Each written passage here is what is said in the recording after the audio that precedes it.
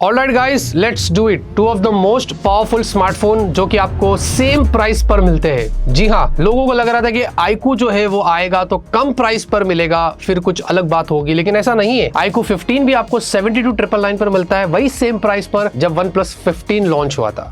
अब तो कंपैरिजन बनता ही है। दोनों ही आपको बहुत सॉलिड कॉम्पिटिटर मिलते हैं, फीचर्स हर चीज आपको एकदम कड़क मिलती है। लेकिन आज यहाँ पर एक विनर निकालेंगे, पूरा टेस्टिंग करेंगे और आपको बताएंगे कि OnePlus 15 अच्छा है या iQOO 15 अच्छा है। देखिए दोस्तों, ऐसे वीडियोस हमारे चैनल पर आते रहते हैं, तो लाइक शेयर सपोर्ट करना और सब्सक्राइब करके बने रहना और इस वीडियो को शेयर करके उन तक पहुंचाइए जो इन दोनों फोन्स के बीच में कंफ्यूज्ड है। पहली चीज दोस्तों, अगर डिस्प्ले देखेंगे ना तो दोनों में आपको काफी अच्छा डिस्प्ले मिलता है। पहले तो मुझे अच्छा लगा कि दोनों फ्लैट है। दूसरी चीज, OnePlus में आपको 1.5 के रेजोल्यूशन मिलता है तो iQOO में आपको 2K रेजोल्यूशन मिलता है। लेकिन OnePlus आपको ज्यादा हायर रिफ्रेश रेट देता है 165 हर्ट्ज की, और इसमें गेमिंग में तो बहुत सारी चीजें होने वाली है जिसके बारे में आगे बात करेंगे। और iQOO में आपको मिलता है 144 हर्ट्ज का रिफ्रेश रेट। अब डे टू डे लाइफ में दोनों ही आपको इक्वली स्मूथ देखने को मिलते हैं, स्वाइप्स वगैरह करने पर काफी अच्छा फील होता है। लेकिन साथ ही साथ अगर आप एक चीज पर गौर करते हैं तो OnePlus ने बेजल्स को बहुत अच्छे से मेंटेन किया है, और भी कम बेजल्स मिलते हैं कंपेयर टू iQOO के, जो कि यहाँ पर गौर से देखने पर दिखाई देता है। लेकिन उसके अलावा iQOO 15 में आपको सैमसंग का लेटेस्ट M14 पैनल मिलता है। ये एंड्रॉइड में हमने पहली बार किसी फोन में देखा है, और इसकी जो हाई ब्राइटनेस मोड है वो 2600 निट्स की, और ये स्मार्टफोन काफी ब्राइट लगता है इंडोर आउटडोर में दोनों जगह पर। लेकिन इसका मतलब ये नहीं कि OnePlus का 15 जो है इसमें ब्राइटनेस नहीं है, नहीं, इसमें भी आपको 1800 निट्स का हाई ब्राइटनेस मोड मिलता है, और ये भी बहुत ब्राइट है आउटडोर इंडोर दोनों में। और साइड बाय साइड रखने में डेफिनेटली थोड़ा फर्क आपको दिखेगा कि iQOO 15 यहाँ पर थोड़ा आपको ज्यादा ब्राइट देखने को मिलता है। बाकी उसके अलावा दोनों में आपको डिस्प्ले प्रोटेक्शन की बात करें तो OnePlus की मुझे बेटर लगती है, क्योंकि इसमें गोरिल्ला ग्लास विक्टस 2 दिया है। मैं सारे फ्लैगशिप्स में यही एक्सपेक्ट करता हूँ, जबकि iQOO में इनका खुद का शॉर्ट सेंसेशन वाला चलता है, वो आपको यहाँ पर देखने को मिलता है। और दोनों ही डिस्प्ले दोस्तों काफी बड़ी है, छोटी नहीं है, तो दोनों फोन्स काफी बड़े फील होते हैं जब आप उनको यूज करते हैं। बाकी उसके अलावा आपको HDR वीडियो का सपोर्ट दोनों में है, डॉल्बी विजन, ये सारी चीजें यहाँ पर लगी हुई है। तो ओवरऑल एक्सपीरियंस जैसे फ्लैगशिप्स में होना चाहिए दोनों डिस्प्ले वैसे प्रोवाइड करते हैं। बैटरी के लिए दोस्तों आपको बता दूं, OnePlus 15 में सेगमेंट की लार्जेस्ट बैटरी मिलती है 7300 mAh की। इसकी चार्जिंग भी ज्यादा है 120 वॉट, और वायरलेस चार्जिंग भी ज्यादा है 50 वॉट। जबकि iQOO 15 में आपको 7000 mAh है, यहाँ पर भी कैपेसिटी बहुत अच्छी है, और इसमें आपको 100 वॉट मिलता है, और साथ में वायरलेस भी है 40 वॉट का। और अगर फुल चार्ज की बात करें यानी कि 100%, तो दोनों ही स्मार्टफोन अराउंड 40 मिनट्स के आसपास हो जाते हैं। लेकिन अगर बैटरी ड्रेन की बात करते हैं तो यहाँ पर हमने काफी हैवी यूज किया है, 4K वीडियो रिकॉर्डिंग, वीडियोस देखा है, गेम्स खेला है, बहुत सारे टास्क किए। दोनों में ही मुझे क्लोज टू 9 hours 40 मिनट्स का स्क्रीन ऑन टाइम मिला, विच इज गुड। ये क्योंकि ये बहुत हैवी टास्क हमने यहाँ पर किया था। और लगभग अगर देखा जाए तो OnePlus थोड़ा जो है ना बेटर था, क्योंकि OnePlus में 81% बैटरी जो है वो ड्रेन्ड हुई थी, 19% रिमेनिंग थी। यहाँ पर iQOO 15 में क्या था, 85% जो है वो रिमेनिंग थी, 15% ड्रेन हुई थी। तो थोड़ा ज्यादा बैकअप यहाँ पर OnePlus 15 ने यहाँ पर लेके आ गया है, जो साफ यहाँ पर दिखाई देता है। ऑन एवरेज दोस्तों दोनों ही स्मार्टफोन्स अगर देखा जाए तो आपको पूरा दिन या 1 से 1.5 दिन का बैकअप यहाँ पर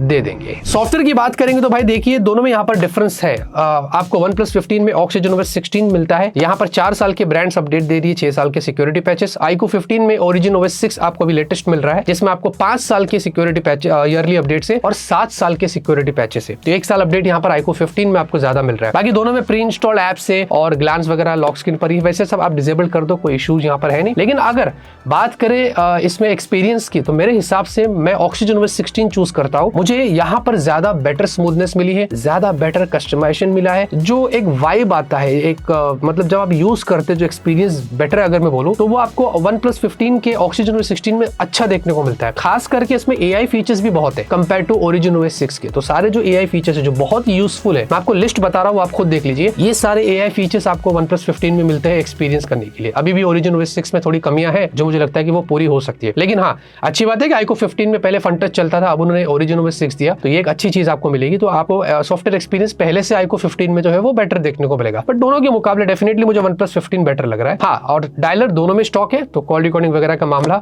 दोनों में सेट है। देखिए कैमरे को भी उठा लेते हैं। दोनों में आपको काफी पावरफुल कैमरा सेटअप मिलता है, 50-50-50 अल्ट्रा वाइड टेलीफोटो सब कुछ जोड़कर आपको बता रहा हूँ। और आपको प्राइमरी में भी OIS है और टेलीफोटो में भी दोनों में OIS मिलता है, मतलब डुअल OIS यहाँ पर दिया गया है। जहां पर OnePlus में आपको इस बार डिटेल मैक्स इमेजिंग इंजन मिलती है, जो कि हमने iQOO में ये नहीं देखा, मतलब अलग से उनका खुद का इन हाउस है जो OnePlus ने यहाँ पर किया है। हावेवर सेंसर जो है प्राइमरी वो दोनों में आपको सोनी का ही मिलता है। OnePlus में IMX 906 है, तो iQOO में IMX 921 है। दोनों में ही रियर में आप 8K 30 FPS पे वीडियो शूट कर सकते हैं, लेकिन याद रहे 4K में OnePlus में आपको 120 FPS डॉल्बी विजन के साथ मिलता है। iQOO में ये मिसिंग है, iQOO में 4K 60 FPS तक ही दिया है। एक अच्छा बैरियर है जो क्रॉस कर दिया है OnePlus ने, जो यहाँ पर दिखाई दे रहा है। सेल्फी दोनों में सेम है, 32 मेगापिक्सल की ऑटो फोकस वगैरह है, और OnePlus में वैसे अलग से आपको RGBW सेंसर भी यहाँ पर दिया गया है, और दोनों में ही सेल्फी में 4K 60 FPS पे आप वीडियो शूट कर सकते हैं। देखिए अगर मैं डे की फोटोज की बात करूँ, मुझे दोनों अच्छे लगे। दोनों में यहाँ पर कलर्स वगैरह सब कुछ अच्छे से मेंटेन किया गया है। कोई कभी वार्म हो जाता है तो कोई कभी नेचुरल हो जाता है, लेकिन जो डिटेल्स है, क्लैरिटी और जो भी जितना भी जो डायनामिक रेंज है डे में अगर खास करके मैं बोलूँ तो मुझे दोनों में फोटोज यहाँ पर अच्छे देखने को मिले। वैसे आईक्यू में आपको लगभग 5 टाइम्स पोर्ट्रेट में जूम दिया है, OnePlus में 3.5 टाइम्स दिया है, जो आप देख सकते हैं। सेल्फी की बात करेंगे डे में, इस मामले में भी दोनों अच्छे हैं, बट स्लाइटली मुझे लगता है कि OnePlus जो है वो सेल्फी में डे में अच्छे काम कर रहा है, थोड़ी ज्यादा डिटेलिंग यहाँ पर निकाल कर लेके आता है। बाकी अगर कलर्स की बात करें तो फ्लावर्स, फ्रूट, यहाँ पर भी मुझे दोनों ही अच्छे लगे हैं।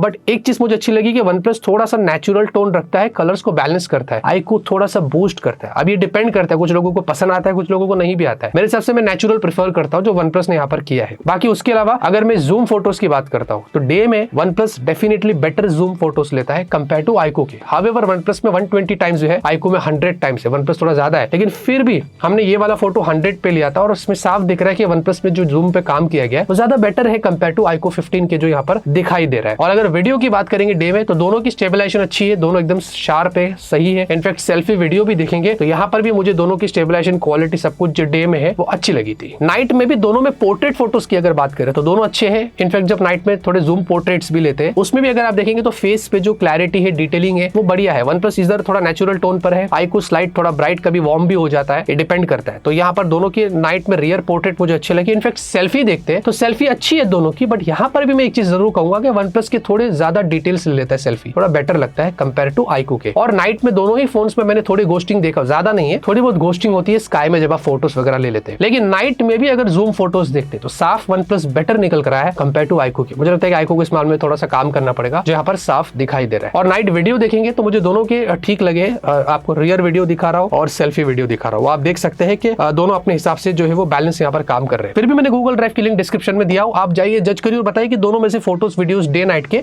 किसके बेटर है। परफॉर्मेंस के लिए दोनों में भाई एंड्रॉइड की दुनिया का सबसे पावरफुल फ्लैगशिप चिपसेट है स्नैपड्रैगन 8 Elite Gen 5। हमने जब Antutu किया तो OnePlus जो है वो 3.5 मिलियन के आसपास स्कोर्स आए थे, जो कि इतना ही होता है। स्नैपड्रैगन 8 Elite Gen 5 3.5 से 4 मिलियन के बीच में होता है, बट सरप्राइजिंगली आईक्यू जो हमारे टेस्टिंग में लगभग 2.9 मिलियन के आसपास आया था। ये डिपेंड करता है कि आप कितने बार टेस्ट कर रहे हैं, बट हमने कुछ वैसे स्कोर्स नोटिस किए थे। एनीवे CPU थ्रॉटल में OnePlus ज्यादा था, 83% ज्यादा थ्रॉटलिंग के इश्यूज नहीं नोटिस किए, बट आईक्यू में थोड़ा था, 60% की रेंज में था। ये हमने अनबॉक्सिंग में भी बताया था, आप जाके देख लेना। लेकिन यहाँ पर दोनों की एक चीज अच्छी थी कि ओवर हीट नहीं हुए, वो हिट 46-47 तक गए, जो सारी चिपसेट जाती है, प्रीवियस जनरेशन वाली भी जाती है, क्योंकि ऑब्वियसली आप बेंचमार्क्स कर रहे हैं ना, ज्यादा स्ट्रेस डाल रहे हैं। लेकिन उसके अलावा जब आप गेम खेलते हैं, दूसरे हैवी टास्क करते हैं, तो दोनों फोन इतना ओवर हीट नहीं होते। अच्छा, उसके अलावा OnePlus के अंदर आपको बता दो ट्राई चिप मिलता है, आपको वाईफाई की अलग चिप दी है, स्नैपड्रैगन 8 Elite Gen 5 के साथ बोल रहा हूँ, प्लस आपको टच के लिए अलग से यहाँ पर उन्होंने काम किया है, जो कि 3200 हर्ट्ज तक चला जाता है। तो ये ट्राई चिप का सपोर्ट लेके आता है। आईक्यू के अंदर आपको क्या मिलता है, Q3 चिप दी गई है, जो कि उन्होंने पहले भी अपने फोन्स में दिया है, इस बार थोड़ी अपग्रेड करके दिया है। और दोनों में एक फायदा ये है कि आपको हाई फ्रेम रेट्स पर गेम खेलने का मौका मिलता है। लेकिन OnePlus जो है ना वो थोड़े बैरियर्स तोड़ देते हैं। मैं आपको बताता हूं कि आपको दोनों में से किस में बेटर गेमिंग एक्सपीरियंस मिलेगा। OnePlus में 165 FPS का आपको पहले तो कॉल ऑफ ड्यूटी में नेटिव सपोर्ट मिलता है, कोई सेटिंग्स में छेड़छाड़ करने की जरूरत नहीं है, मतलब फ्रेम रेट इंटरपोलेशन वगैरह सब करने की जरूरत नहीं है, डायरेक्टली आप 165 FPS में एक्सपीरियंस कर सकते हैं। आईक्यू में कैसा है कि 120 FPS है, लेकिन फिर फ्रेम रेट से वो 144 तक ही जाता है। ऑब्वियसली ना दोनों की डिस्प्ले रिफ्रेश रेट में लिमिटेशन है, तो जितना दिएगा उतना ही जाएगा। तो यहाँ पर OnePlus आपको बेटर एक्सपीरियंस देता है, ज्यादा स्मूथनेस देता है। अगर BGMI की बात करें तो दोनों में ही फ्रेम रेट इंटरपोलेशन से OnePlus जाता है 165 FPS और आईक्यू में जाता है 144 FPS। इनफैक्ट जेंशिन इंपैक्ट में OnePlus 15 में आपको 120 FPS मिल जाता है, जबकि आईक्यू में 60 FPS मिलता है। और इन्हीं को और डिटेल में टेस्ट करने के लिए हमने ऐप इंस्टॉल करके ये आपको शीट दिखा रहा हूं। अगर आप एवरेज फ्रेम रेट्स पे गौर करते हैं, डेफिनेटली OnePlus में आपको एवरेज फ्रेम रेट्स बहुत ज्यादा मिलता है कंपेयर टू आईक्यू के। तो जो स्मूथनेस है through out the time, long term तक दोनों में अच्छी है, बट OnePlus 15 आपको बेटर स्मूथनेस देता है, कांस्टेंट फ्रेम रेट्स देता है, जो इस चार्ट से यहाँ पर साफ दिखाई दे रहा है। उसके अलावा दोनों में आपको LPDDR5X अल्ट्रा मिलता है, लेकिन याद रहे ये जो 12 GB वाला वर्जन है OnePlus का उसमें अल्ट्रा है, लेकिन OnePlus का जो 16 GB वाला वर्जन है वो आपको LPDDR5X अल्ट्रा प्लस मिलता है। जी हाँ, ये आपको हाई डेटा ट्रांसफर स्पीड देता है। जो आगे S26 अल्ट्रा आएगा ना, उसमें हमें देखने को मिलेगा। उससे पहले OnePlus ने यहाँ पर किया, जो कि मेरे हिसाब से बहुत अच्छी चीज है। और दोनों के ही यहाँ पर जो स्टोरेज है वो अच्छी है, UFS 4.1 आपको मिलता है। और डे टू डे लाइफ के टास्क दोनों ही फोन्स काफी स्मूथ चलते हैं, ऐप ओपन क्लोज मल्टीटास्किंग, तो ये सारी चीजें आपको यहाँ पर इस मामले में काफी अच्छी देखने को मिलती है। ओवरऑल गेमिंग आपको दोनों में डेफिनेटली काफी अच्छी देखने को मिलेगी, बट मेरे हिसाब से जो हमारी टेस्टिंग हुई है, एवरेज फ्रेम रेट्स के हिसाब से, स्मूथनेस के हिसाब से OnePlus 15 गेम प्ले एक्सपीरियंस आपको थोड़ी ज्यादा बेटर देता है। बाकी डिजाइन की बात करेंगे तो भाई देखिए ये सब्जेक्टिव है, आपके ऊपर डिपेंड करता है कि आपको कौन सी डिजाइन पसंद आ रही है। लेकिन अगर आप मुझसे पूछते हैं तो मुझे OnePlus थोड़ा ज्यादा पॉलिश्ड लगा है। जो हाथ लगाने पर जो स्मूथनेस आती है, थोड़ा सा एक मैट और ब्रश जैसा फील आता है, क्योंकि ऑब्वियसली हमारे पास ये सैंडस्टोन वेरिएंट है और सेरामिक जो उन्होंने कोटिंग करी है फ्रेम्स पर। ऑब्वियसली दोनों ही ग्लास बैग आपको मिलते हैं। iQOO थोड़ा सा एक मैट इफेक्ट यहाँ पर भी दे रहा है और फ्रेम्स यहाँ पर भी आपको मेटल के मिलते हैं, तो एक अलग चीज यहाँ पर है। बट लुक एंड फील अगर प्रीमियमनेस की बात करें तो मुझे OnePlus 15 थोड़ा सा बेटर लगा है, अलग ही फील देता है। और साथ में IP रेटिंग्स भी OnePlus की आपको थोड़ी बेटर मिलती है, IP66, 68, 69 और 69K, ये लेटेस्ट स्टैंडर्ड है जो यहाँ पर मिल रहा है। iQOO में 68 और 69 आपको मिलता है, ये भी आपको यहाँ पर अच्छा मिल जाता है। वैसे दोनों के अंदर आपको डुअल सिम यहाँ पर है, eSIM सपोर्ट दोनों में मिलता है। X एक्सिस लीनियर मोटर है, iQOO में आपको X और Z एक्सिस लीनियर मोटर मिलता है, तो दोनों की जो हैप्टिक्स है ऑन एवरेज आपको अच्छे देखने को मिलते हैं। अल्ट्रासोनिक फिंगरप्रिंट सेंसर दोनों में आपको मिल जाता है, USB पोर्ट, USB 3.2 वाले दोनों आपको मिलते हैं। दोनों के मैंने स्पीकर भी टेस्ट किया है, दोनों ही इक्वली आपको बेटर मिलते हैं डुअल स्पीकर से, तो वहां पर कोई इशू नहीं है। लेकिन OnePlus में एक फायदा है ना कि आपको अलग से यहाँ पर एक डेडिकेटेड की दी गई है, इसमें आपको बहुत सारे शॉर्टकट्स मिलते हैं और इसमें बहुत कन्वीनियंट और यूजफुल है। आप जब यूज करेंगे आपको पता चलेगा, जो iQOO में समवॉट यहाँ पर मिसिंग है। तो यहाँ पर दोस्तों देखिए मैंने आपको सारी चीजें क्लियर करके बता दिया कि दोनों ही स्मार्टफोन्स में डिफरेंट कैटेगरीज में कौन कितना आगे और कौन कितना पीछे है। और यहाँ पर अगर प्राइस की बात करें तो 12 to 56 दोनों का जो बेस वेरिएंट है वो 72,999 है। मैं ऑफर की बात नहीं करूंगा, मैं एक्जैक्ट प्राइस की बात करूंगा, क्योंकि आपको पता है जब हम रिव्यूज और कंपैरिजंस करते हैं हम विदाउट कार्ड ऑफर्स की बात करते हैं। और दोनों का जो हायर वेरिएंट है सेम है, वो भी 16,512 और उसकी भी प्राइस अराउंड 80,000 की है। अब मेरे हिसाब से दोनों ही स्मार्टफोन्स काफी सॉलिड है, काफी अच्छा यहाँ पर जो है वो परफॉर्मेंस दे रहे हैं, काफी सारे फीचर्स, कैमरा, ये वो सब कुछ बढ़िया आपको देखने को मिलता है। और मैंने ये चीज पहले भी आपको बताई थी अपने